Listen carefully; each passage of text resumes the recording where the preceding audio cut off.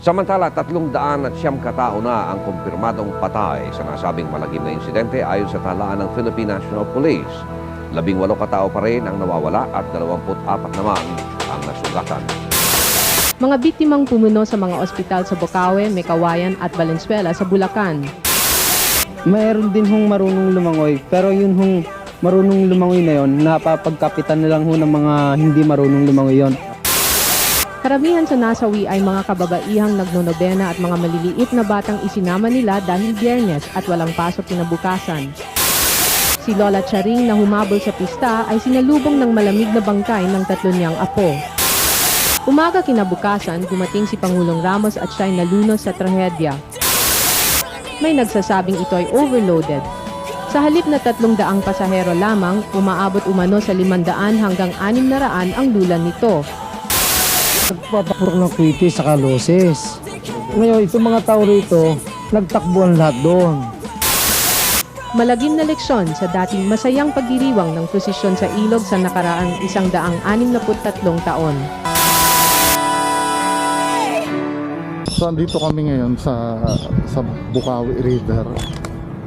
Ito yung pinaplano naming anuhin mamaya, explore mamaya sa aming Halloween special.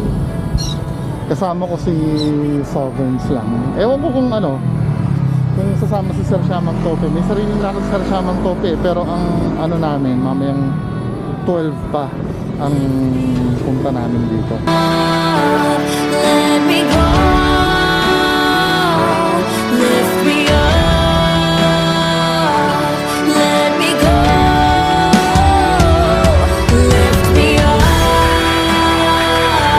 let me go, lift me up, let me go.